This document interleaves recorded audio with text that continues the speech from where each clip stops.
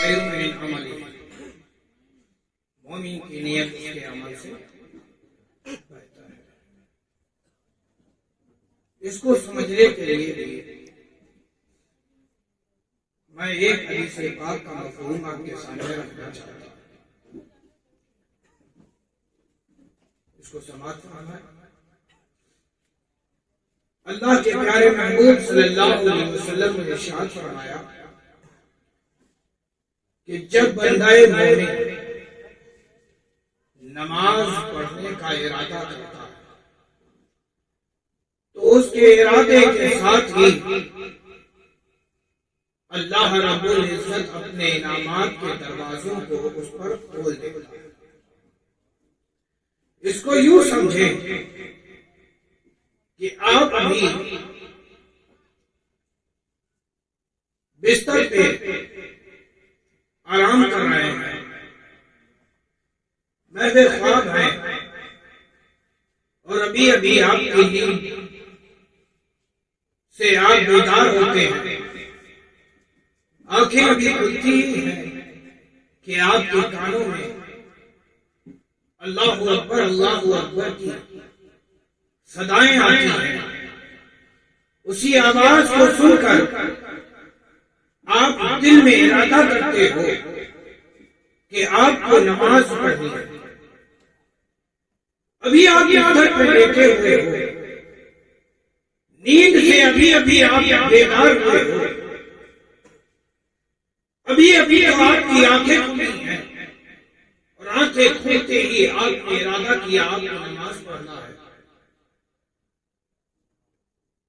حبیب نے فرمایا کہ نماز پڑھنے کا ارادہ جب مرد مومن کر لیتا ہے تو اللہ تبارک و تعالیٰ اس پر اپنے انعامات کے دروازوں کو کھول دیتا ہے۔ ابھی آپ بستر پہ لیٹے تھے، ارادہ ہی محض کیا تھا، اسی ارادے کے ساتھ ہی اللہ تبارک و تعالیٰ کا انعام آپ پر شروع ہو گیا۔ اللہ رب العزت نے ایک فرشتے کو حکم دیا کہ جاؤ جاؤ میرے بندے کے ساتھ ہو جاؤ اور میرے بندے کے گزارے ہر ایک لمحات کو شمار کرو۔ ایک فرشتہ آپ کے بستر کے قریب آ کے کھڑا ہو جاتا ہے۔ ابھی آپ کروٹ بدل کے اٹھ ہی رہے تھے، پہلا قدم تھا جو زمین پہ پڑنے ہی والا تھا، اللہ تبارک و تعالیٰ کی رحمت جوش میں آتی ہے۔ ایک اور فرشتے کو اللہ تبارک و تعالیٰ حکم دیتا ہے کہ جاؤ جاؤ میرے بندے کے قدم زمین پہ پڑے اس سے پہلے کہ تم میرے بندوں کے قدموں کو شمار کرو۔ ایک فرشتہ ہے جو بندے کے گزارے لمحات کو گن رہا ہے، ایک فرشتہ ہے جو بندے کے قدموں کو گن رہا ہے۔ محض بندے نے ارادہ کیا تو اللہ تبارک و تعالیٰ نے ایک دو فرشتے کو اس کے ساتھ مقرر کر دیا۔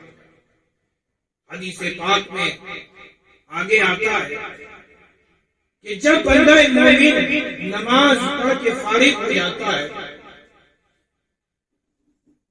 تو یہ دو جو حکم رب سے اس بندے کے پاس تھے، اب جو دیکھا کہ نیت مکمل ہو گئی، جو ارادہ اس نے کیا تھا اس نے اس ارادے کو عملی جامہ بھی پہنا دیا ہے، نماز پڑھ کے فارغ بھی ہو چکا ہے، تو اب یہ فرشتے اس ارادے کے ساتھ آسمان میں اپنے چہرے کو بلند کرتے ہیں کہ اللہ تبارک و تعالیٰ حکم دے تو ہم آسمانوں میں آئیں اور اس کی پاکی اور اس کی تسبیح کو بیان کریں۔ ابھی یہ فرشتوں کے چہرے آسمان میں بلند ہی ہوئے تھے، ابھی وہ بندہ نماز پڑھ کے فارغ ہی ہوا تھا۔ اللہ تبارک و تعالیٰ کو تو چاہیے یہ تھا کہ جو نیت بندے نے کر لیا تھا اس نیت کے ساتھ ہی جب وہ نیت مکمل ہو گئی اس نے نماز پڑھ لیا، نماز پڑھ لینے کے ساتھ ہی یہ انعامات بھی اس بندے سے اٹھا لینا چاہیے تھا، لیکن اللہ تبارک و تعالیٰ کی رحمت جوش میں آتی ہے اور فرشتے کے اٹھے ہوئے چہرے کو جب رب دیکھتا ہے تو حکم دیتا ہے کہ میرے بندے کے ساتھ رہو، یہاں تک کہ میرا بندہ صحیح سلامت اپنے گھر کو نہیں پہنچاتا، اپنے گھر کو نہیں پہنچاتا۔ محدث دہلوی یہاں پہ فرماتے ہیں کہ بندے مومن کا اصلی گھر دنیاوی گھر نہیں ہے، یہ دائمی گھر نہیں ہے۔ خدا کی جو رحمت بندے کو نصیب ہوتی ہے وہ دائمی ہوتی ہے، وہ دائمی رحمت ہوتی ہے۔ اللہ تبارک و تعالیٰ اگر کسی پر اپنی رحمت نازل کر دے تو پھر اس پر عذاب اپنے نازل نہ کرتا ہے۔ اب یہ جو دو فرشتے اس کے ساتھ ہیں تو اللہ تبارک و تعالیٰ حکم دیتا ہے کہ جب تک کہ میرے بندے صحیح سلامت اپنے گھر کو نہیں پہنچاتے اس وقت تک تم ساتھ رہو۔ تو محدث دہلوی فرماتے ہیں کہ یہ فرشتے بندے کے ساتھ رہتے ہیں یہاں تک کہ اس کی روح تن سے جدا ہو جاتی ہے اور اس کے رشتے دار اور قرابت دار اسے مٹی میں دفنا دیتے ہیں۔ قبر میں جب تک کہ وہ رہتا ہے تب تک یہ فرشتے رہتے ہیں، اور جب محشر میں اٹھے گا تو یہ دو فرشتے اس کے ساتھ ہوں گے، اور جب تک کہ وہ جنت میں اپنے گھر کو میں داخل نہ ہو جائے گا اس وقت تک یہ دونوں فرشتے رہتے ہیں۔ عزیز دوستو، یہ تو ہے نیک نیت اور اچھی نیت کا سلسلہ، لیکن کچھ لوگ ہیں جو یہ سوچ رہے ہوں گے اگر اعمال بڑے ہوں اچھے ہوں نیت خراب ہو تو کیا فرق پڑتا ہے؟ حدیث پاک میں آتا ہے، عبداللہ ابن مبارک روایت کرتے ہیں کہ بروز محشر 3 لوگوں کو پیش خدا ہونا ہوگا، ایک سخی، دوسرا قاری اور تیسرا شہید۔ سخی کا عمل بہت اچھا ہے، سخاوت کرنا یہ بہت بڑا عمل ہے، ہر کوئی سخی نہیں ہوتا۔ قاری عالم دین ہونا یہ بھی بہت بڑا عمل ہے، ہر کوئی عالم دین بھی نہیں ہوتا، قاری قرآن بھی نہیں ہوتا۔ اور شہید یہ بھی بہت بڑا عمل ہے۔ حدیث میں آتا ہے کہ شہید کا پہلا خون کا قطرہ زمین پہ گرتا نہیں ہے، اس سے پہلے اللہ تبارک و تعالیٰ اس کے گناہ کو بخش دیتا ہے۔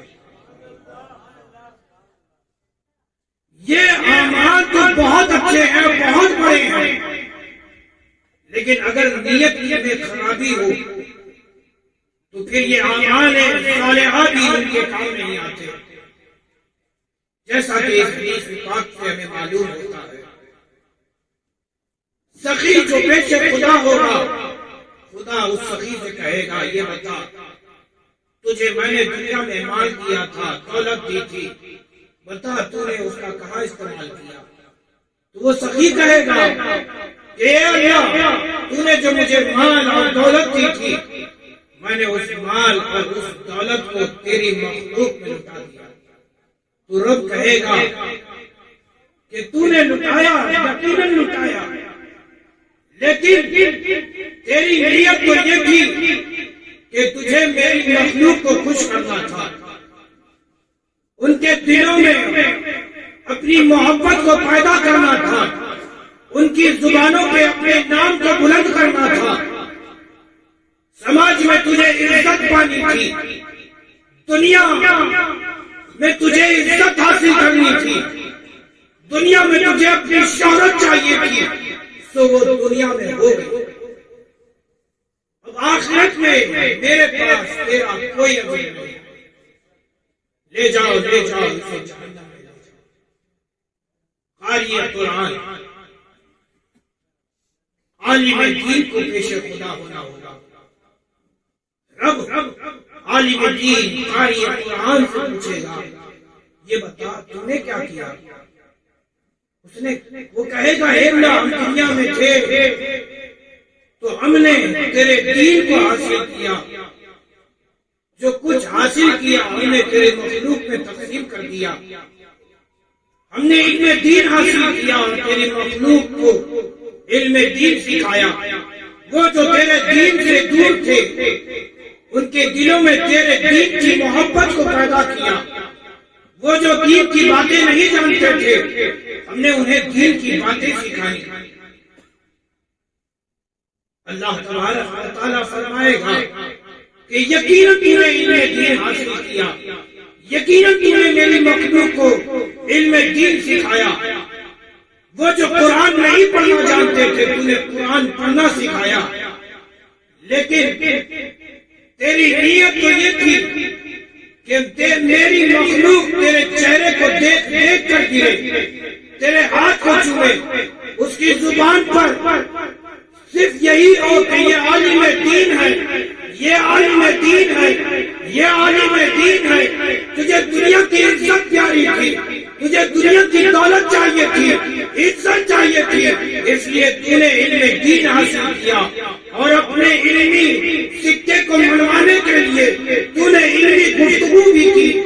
لیکن تو وہ دنیا میں حاصل ہو گیا, تجھے عزت چاہیے تھی, عزت مل گئی. لیکن اب حشر میں محشر میں میرے پاس کوئی اجر نہیں کیا. جا جا اسے بھی جہنم میں ڈال دو. شہید اس کا بھی عمل بہت بڑا ہے, یہ بھی جب پہنچے گا تو خدا اس سے بھی پوچھے گا یہ بتا تو نے کیا کیا. کہ اللہ جان تو بڑی قیمتی ہوتی ہے, اے اللہ جان تو بڑی قیمتی ہوتی ہے, ہم نے اس جان کو مولا قربان کر دیا. اللہ رب العزت فرمائے گا کہ تیری نیت تو یہ تھی کہ تجھے لوگوں میں اپنی بہادری اور شجاعت کو منوانا تھا, تجھے اپنے بازوؤں کو منوانا تھا, تجھے اپنے قبیلے کو خوش کرنا تھا, تجھے لوگوں کے زبان پر اپنے گیت اور اپنے ترانے کو گانا تھا, کروانا تھا.